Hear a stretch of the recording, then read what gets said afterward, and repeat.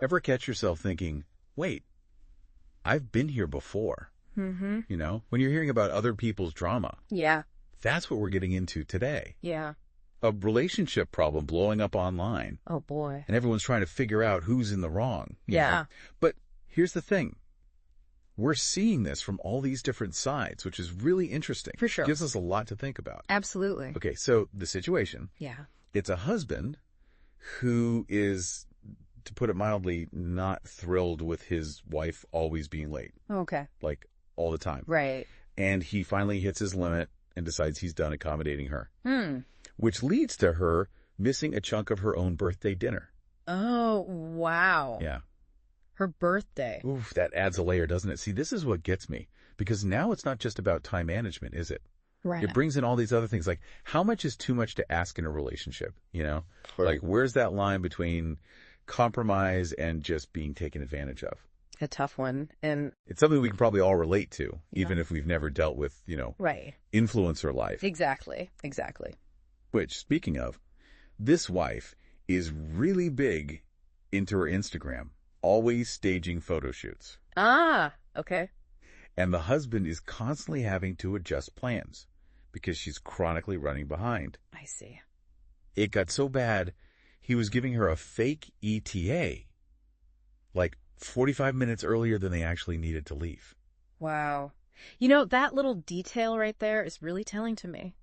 Because what happens to both people in that relationship when one person's constantly overcompensating? Right. Is that even sustainable long term? And this wasn't just a one-off. We're talking a pattern. Absolutely, yeah. And leave it to the internet to have thoughts on this. Oh, I bet. It's been wild seeing how divided people are on this whole thing. You're kidding? I'm not. It's like everyone's got an opinion, right? Seriously, it's crazy. Yeah, you throw something out there online, it's like blood in the water. Exactly. And on one side, you've got people firmly in the husband's corner. Yeah. Saying he did his part, gave her a heads up. Right. And she's got to own her time management issues. Sure. Even saw some comments calling her like a woman child. Kind of harsh. Ouch. Yeah, that's rough. But then there's the flip side. Right. The other side of that coin is... Totally, where people are calling the husband out hard. Yeah. Like, why do this on her birthday? Especially on her birthday, right? Like, that's the day you're supposed to, Exactly. cut some slack. Yeah, exactly. Instead, it feels calculated. You're like intentionally trying to... But waiting for it. Yeah. To make a point. Which, okay, maybe... That's a whole other... Right, there's layers. Conversation about how we set boundaries, right? Right. And is that even the way to do it? Exactly. But there was another thread online that really caught my eye, and it's about ADHD. Oh, interesting. Yeah, and time blindness specifically. Some folks with ADHD were saying, hey, I get it. I struggle with this too. Right.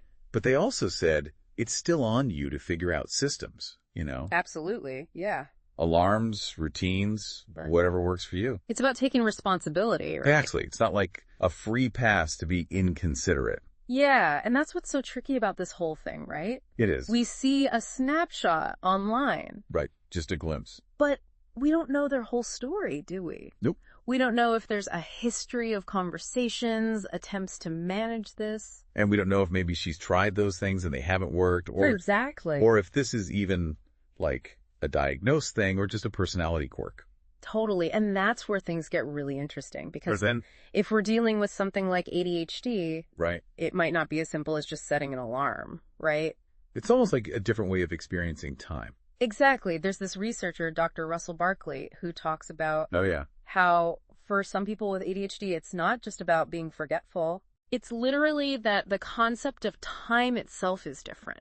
Wow. Like that now versus not now thing, they're just wired differently. That's a good way to put it. So it makes you think, doesn't it? It really does. About all the assumptions we bring into relationships. Totally. Like we all have our own baggage. Our own experiences with time, our own pet peeves. For sure. And those can really clash. Absolutely. And it makes me wonder, have you ever been in a situation where like those differing perceptions of time, they kind of became this...